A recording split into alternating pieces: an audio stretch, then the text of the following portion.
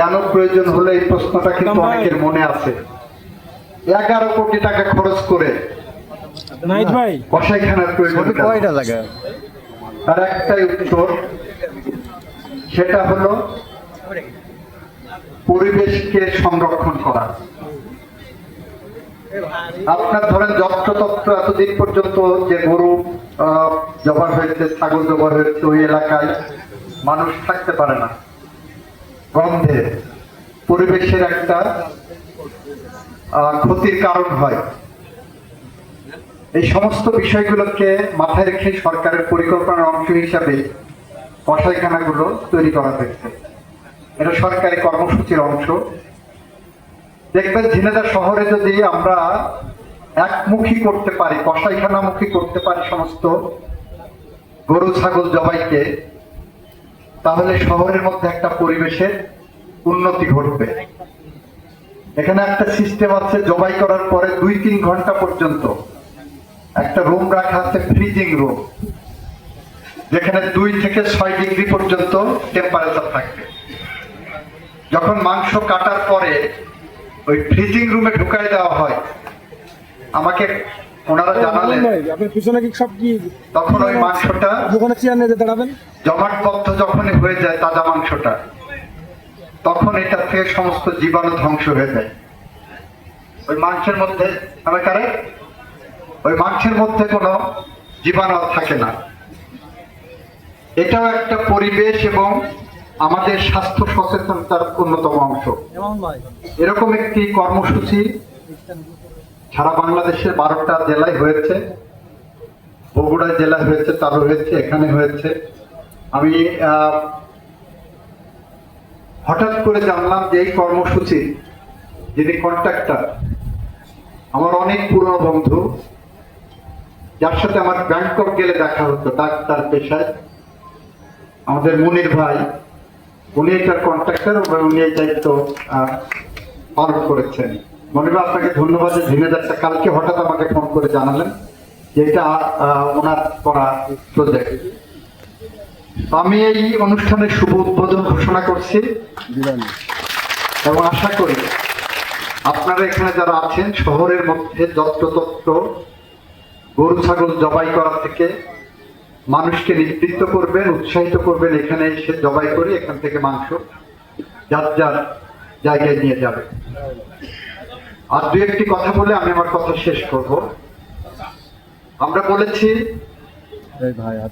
আমরা একটা মাননীয় প্রধানমন্ত্রী ওনার একটা আশাবাদী প্ল্যান যে কথাটা বলেছিলেন, সেই পরিকল্পনার অংশ হিসাবে আমরা এগিয়ে যাচ্ছি।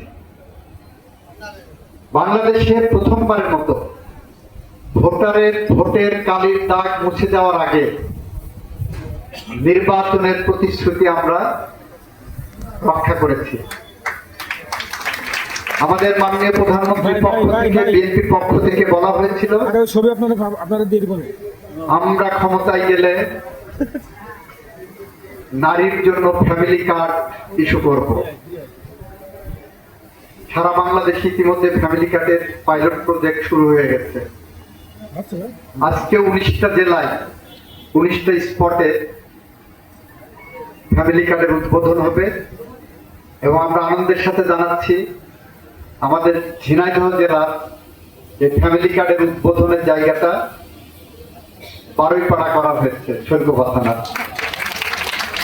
আমরা ইতিমধ্যে কৃষক কার্ডের উদ্বোধন একটা জায়গায় করেছি। আমরা খাল খনন কর্মসূচি আপনার ঝিনাইদহ কনস্টিটিউয়েন্সির মধ্যে করেছি, হরিণাকুণ্ডের মধ্যে করেছি।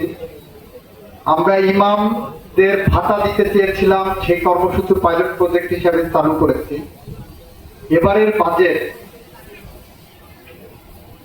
এবারের যে বাজেট দেওয়া হচ্ছে সেই বাজেটে এই সামাজিক উন্নয়নের কর্মসূচিকে আমরা অনেক বেশি গুরুত্ব দিয়েছি, যে কারণে আশা করছি আগামী জুলাই মাসের 1 তারিখ থেকে আমাদের ফ্যামিলি কার্ড, কৃষক কার্ড, ইমাম কার্ড, যত মানবিক উন্নয়নের কর্মসূচি আছে সব কর্মসূচিগুলো আমরা ফুল সুইংয়ে এগিয়ে নিয়ে যেতে পারবো ইনশাআল্লাহ।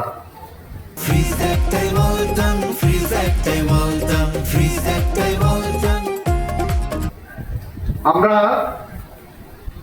অধিকাংশ ক্ষেত্রে করের চাপ কমিয়েছি, যে কারণে অনেকেই বলেছেন এটা স্বপ্ন বিলাসী বাজেট, এটা স্বপ্ন বিলাসী বাজেট। অনেকে অনেক ভাষায় এটাকে সমালোচনা করতে চেয়েছেন। যে বাজেট নিয়ে এক সময় অতীতে যখন বাজেট হতো, তখন ছাত্র সংগঠনগুলোর মধ্য থেকে ঢাকা বিশ্ববিদ্যালয়ে একটা মিছিল বের হতো। সেই মিছিলের স্লোগান থাকতো, এ বাজেট গরিবের, এ বাজেট মানি না। এ বাজেট গরিব মারার, এ বাজেট মানি না। এবার কিন্তু এই স্লোগান নাই। এবার স্লোগান কি? মদের দাম বাড়ানো কেন হলো? এবার স্লোগান কি? সিগারেটের দাম কেন বাড়ানো হলো? এইটাই বিএনপি। বিএনপি শিক্ষা খাতে সর্বোচ্চ বরাদ্দ দিয়েছে, টেকনিক্যাল এডুকেশনের উপরে বেশি গুরুত্ব দিচ্ছে।